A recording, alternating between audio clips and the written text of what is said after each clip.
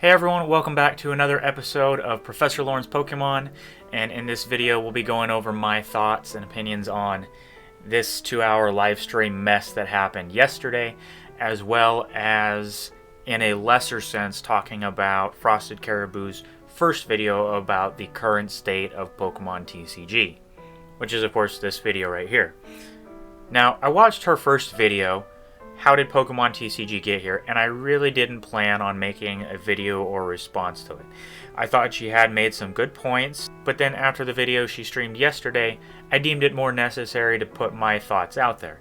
Especially since she hit one of my comments, and it basically made me not really care about what she had to say, since she was suppressing me as a smaller creator. So I have a list of points, and I'm just going to kind of be reading those off my text for whoever's interested. I don't think many people are going to watch this at all, except for maybe one. So just to do a quick recap for anybody that for some reason is watching this video but hasn't watched her original video, she basically goes over the problem that Pokemon TCG is in right now, where finding any inventory in shelves is very difficult for a lot of people, and even if they can find inventory or are buying it online, the prices are extremely inflated, and there's a lot of problems with scalping, people buying whatever they can, anything they can, and jacking up the prices to ridiculous levels just based on the short supply that's in the market right now. Yeah, so right here she breaks it down into sellers, collectors, players, and content creators. So into the content creators are lumped YouTubers, influencers, people like that, Logan Paul. Sellers would include likely investors, scalpers, all those are lumped together on their influence. And she basically just goes into her opinions on their influence in the market. My main takeaway from that video was that she was attacking, whether intentional or not, content creators mostly, or influencers, e.g. Logan Paul, e.g. Leonhart, people like that, and having their influence in the market. Videos having dollar signs in the titles, opening this $10,000 box of Pokemon cards. She made a follow-up video to that, this stream on Pokemon TCG, and she invited this guy, whose name is Jake, and he has a channel about Pokemon investing and Pokemon as kind of a stock, so to say. That's how I like to view it, is a stock. So I did not, she streamed this live. It was 2 hours long, just way longer than it needed to be, because Jake talked really fast, she talked really slow, and it was a lot of circle jerking about the same points. I didn't get to the live to watch it, but I did post a couple comments afterwards. Comment 1, shown here. The community needs to chill with literally calling everyone a scalper. There's been a lot of toxicity in the community, readily accusing each other of baseless things, etc., etc. I'll go over that more later. This is where I really started to not care about what she had to say, and honestly, it just made me devalue any good points she had to make in the video.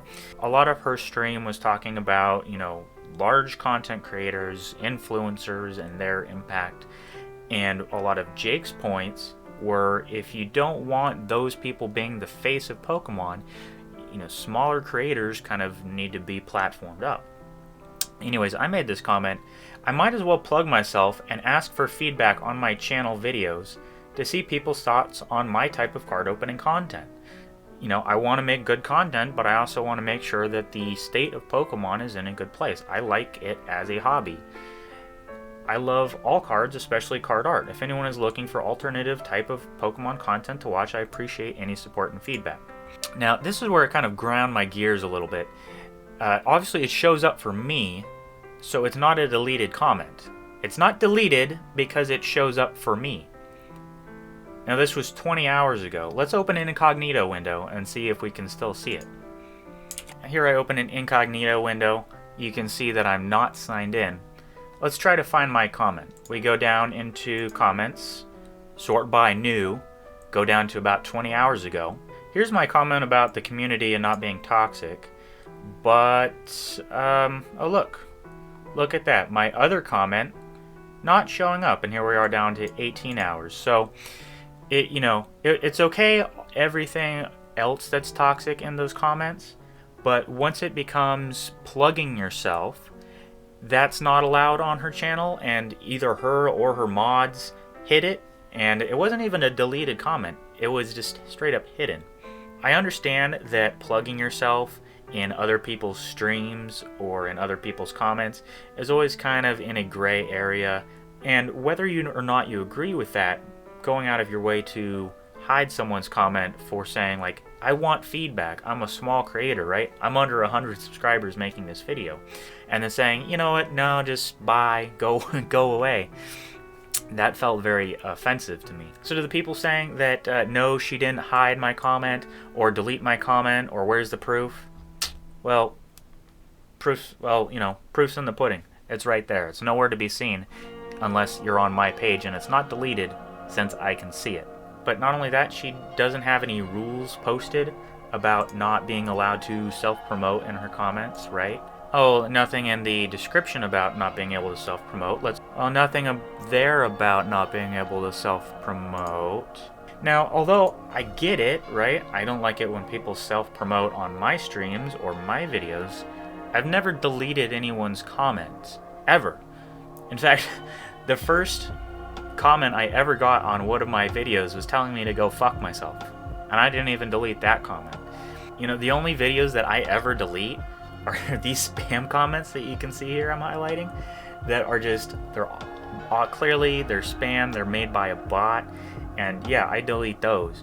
And for someone that doesn't have mods, by the way, that is truly a small content creator, yeah, I see every single one of these because it's about 90% of all the comments I actually get.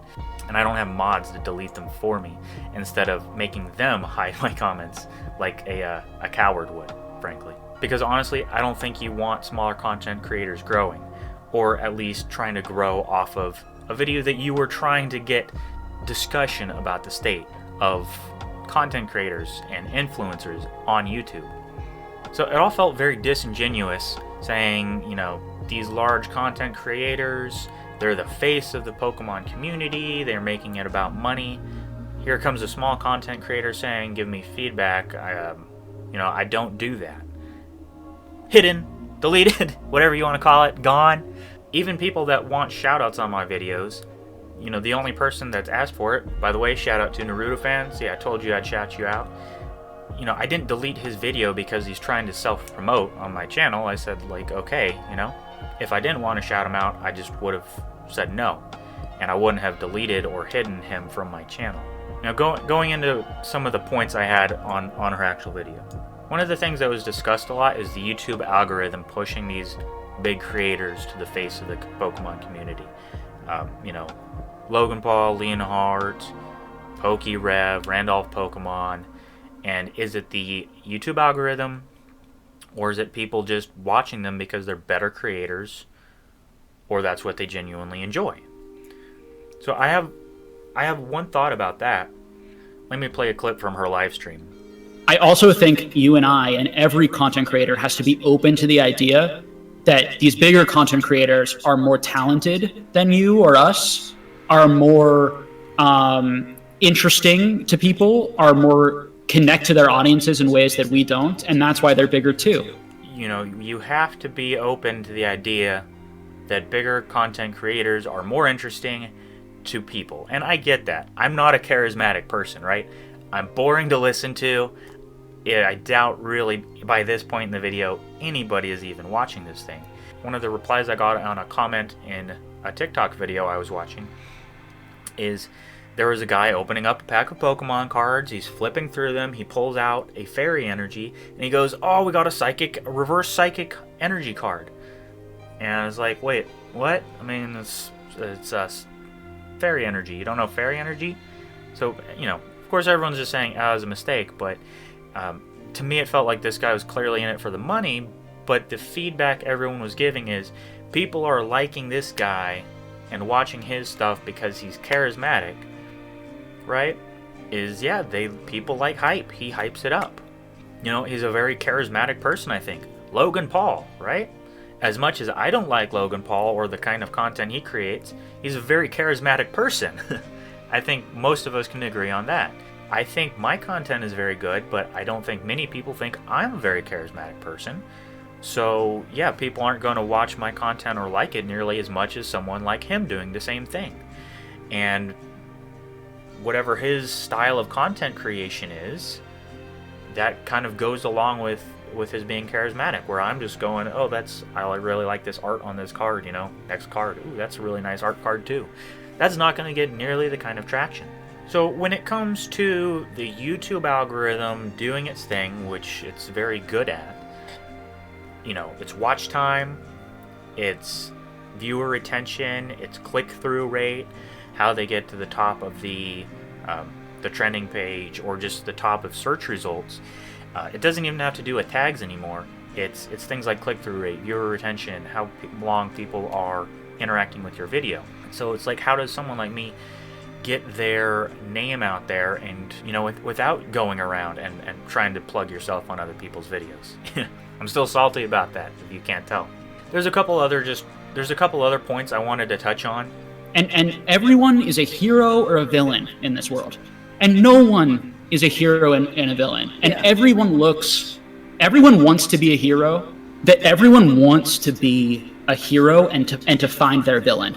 So, of course, I'll just get it out of the way. I don't like scalpers. I don't think many of us do in the collecting community. But it is a fact of life, right? They exist. They exist in many other fields besides Pokemon. And we've gotten into a state where everyone, we're all trying to be a hero and we're all trying to find a villain. This is where I wanted to go to my comment that she didn't delete. The community needs to be chill with calling out literally everyone a scalper. There's been a lot of toxicity in the community, readily accusing each other of baseless things, calling everyone not real collectors, insulting each other in the methods in which we collect, and things we like to collect. It's shameful to accuse communities like scalpers, investors, the Logan Pauls, and then we turn around and treat our own poorly by insulting, being toxic, etc., and not supporting each other and being a wholesome community. Especially, there are definitely a lot of new people in the hobby from the hype, and some are genuine collectors, but there are some people that aren't, but there are a lot of genuine collectors. And we need to ensure that these people have a good experience coming into the hobby. The gatekeeping needs to stop. No one is special just because they've been collecting since base set. We are all one Poke family. So my thoughts there, just to try to be succinct on everything. I've gotten a lot of experiences recently, especially in this last week. People have called me not a real collector because I'm either collecting the wrong thing or I'm not doing it the right way because I wear gloves in my videos, if you watched any of my other videos. And, that damages the card, so you can't be a real collector because you're a noob and you would know that. And even if I were a noob, what's it matter to you? Let me collect the cards the way I want to collect my cards. I've had people say, I've been collecting since base set. Like that matters. And it doesn't, right? That's cool. Congratulations. But that doesn't make you special. It doesn't mean that you're a more important collector or that your opinion should be valued over someone that hasn't been collecting as long as you or as old as you, right? Another special comment, and I discussed it briefly in the comments with someone, is, we're calling everyone scalpers. Small licensed distributors are being called scalpers. I'm being called a scalper. And then they turn around and you buy 4 to 5 ETBs. Like on TikTok, someone messaged me, that I was responding to, and he said he bought like 3 or 4 Shining Fates ETBs. Well, how does that make you any better? Just because you're not turning around and selling them from a profit, you're still taking a limited portion of the available stock just for you and your collection, where little Jimmy down at the store trying to get his own Shining Fates because he's starting his collection and he's a youngster. Well, there's no more Shining Fates ETBs in stock at the LGS or at Target, so sorry, because this collector has 4 to 5 ETBs that he's opening for his channel or just for his personal collection. We just can't be hypocrites about what we're doing. And if you get 4 to 5 ETBs, I'm not saying that's wrong. I'm not saying that's bad. But to then turn around and say, well, you can't buy 4 to 5 ETBs and then sell them later in a year.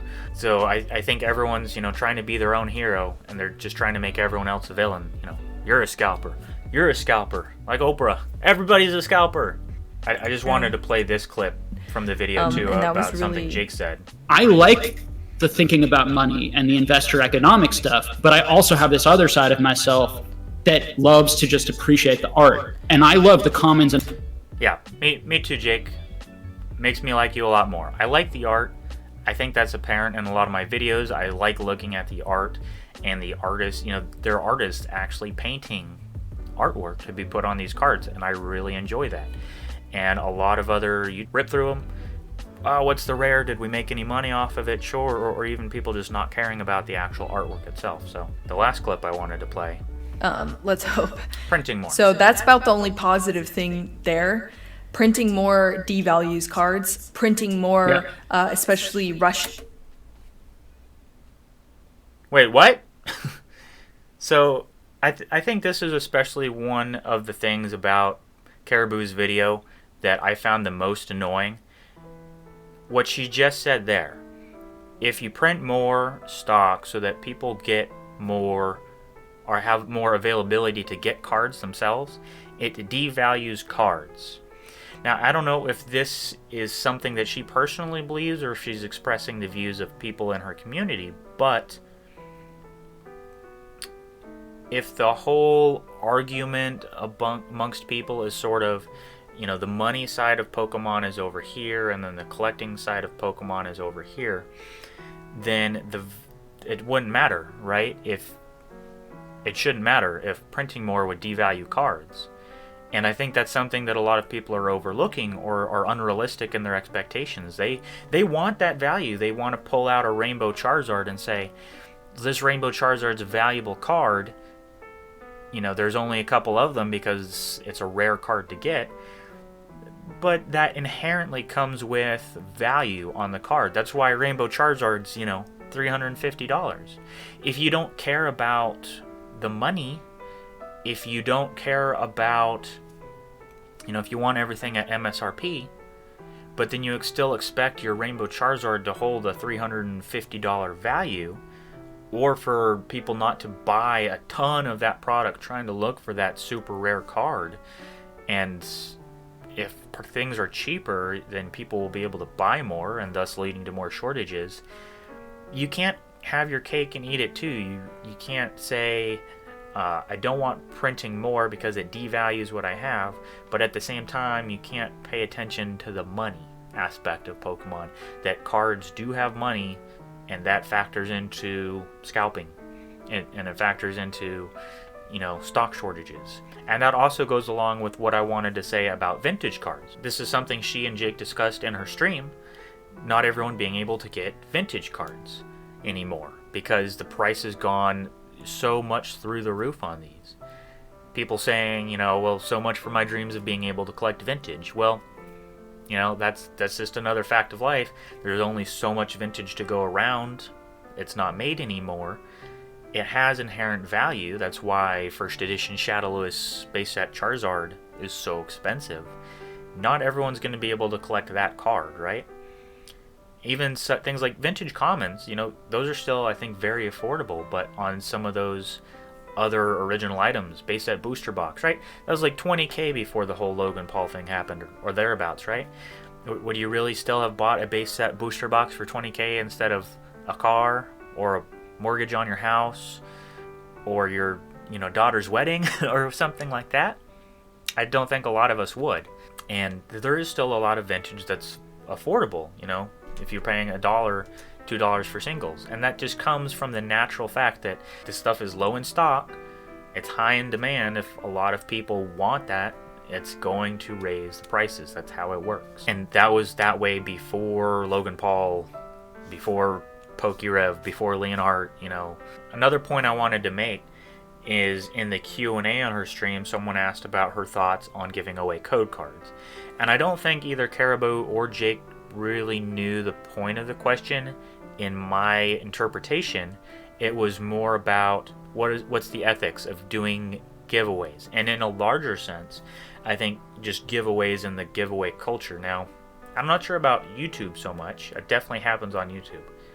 On Instagram, on TikTok, there are a ton of creators I see constantly giveaway, giveaway, giveaway, right? They're trying to grow their channels, I would say, unorganically by doing giveaways. You know, we're doing this giveaway.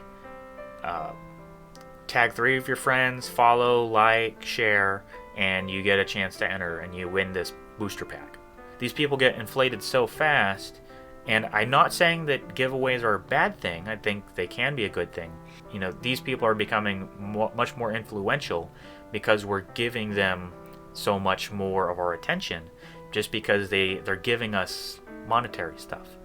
Well, that booster box of XY Evolutions that they're giving away, well, that's something little Jimmy could have gotten at the LGS, but this influencer bought it instead to do a giveaway to increase their influence. So I do think that's something we need to watch out for as a community, is just who's doing giveaways, why are they doing giveaways, you know, is their content actually good, or are we promoting up these people that are only financially incentivized by it? And the last point I want to make and kind of wrap up my video on, if anyone is still watching really by this point, well, first of all, thank you, and leave a comment. I'd like to know what you think. I'd like to have some engagement with other people about their thoughts on everything going on.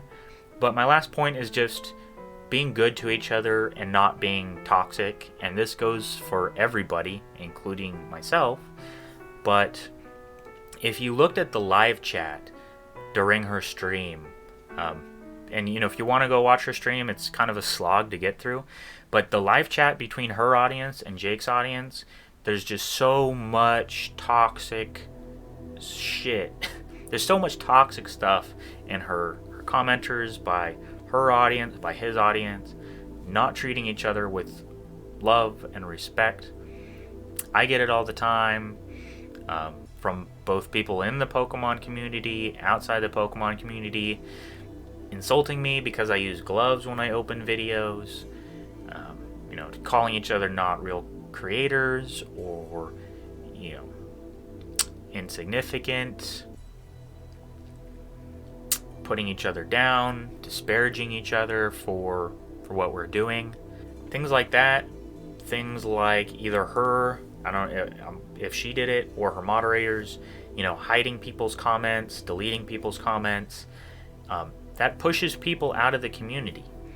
And if you're pushing people out of the community, why would they care, or why will they care about if they're ruining that hobby for you? I've never really felt welcome in any community. I always get pushed out because of my unique perspectives, I think. You know, basically any Reddit I've been on, I just only downvoted on Reddit. And I really thought that would be different with the Pokemon community. And there's a lot of good people out there and a lot of supporting each other, but there's a lot of negativity, which is a lot more apparent, especially on those smaller content creators who, if we want to build them up and not just put Leonhart at the very top, then we can't be doing that. You know, we can't do that to each other. We shouldn't be doing that to each other. If anything, it motivates people, good people, to leave the hobby, leaving the bad, toxic people. And then why would someone that leaves the hobby care if they ruin it for you, or scalp, or, you know, make the market go up and sell things above MSRP? Well, that was a really long, rambling video. It's going to take a long time for me to edit. I'm not very good at speaking my mind succinctly, so if anyone made it this far, again, thank you. I'd like to know your thoughts and opinions. If you liked the video, leave a like. If you disliked it, you know, obviously dislike it. I just want to know what you think, one way or the other, like or dislike. You know, again, I'm like the smallest creator. I have less than 100 subscribers when I make this, and I'll probably have 100 subscribers well after I make this. If you want to see some other genuine content that's not Leonhart or Pokerev style content, you know, I open Pokemon Legos, I like looking at the art, I like doing other things like that, then by all means hit the subscribe button. It really supports me a lot. With that said, thank you. I will not be watching any more of Frosted Caribou's videos because it seems so disingenuous. So many of the things she said, especially about devaluing cards and yeah, hiding people's comments is pretty shady. So Thanks for watching. See you next time.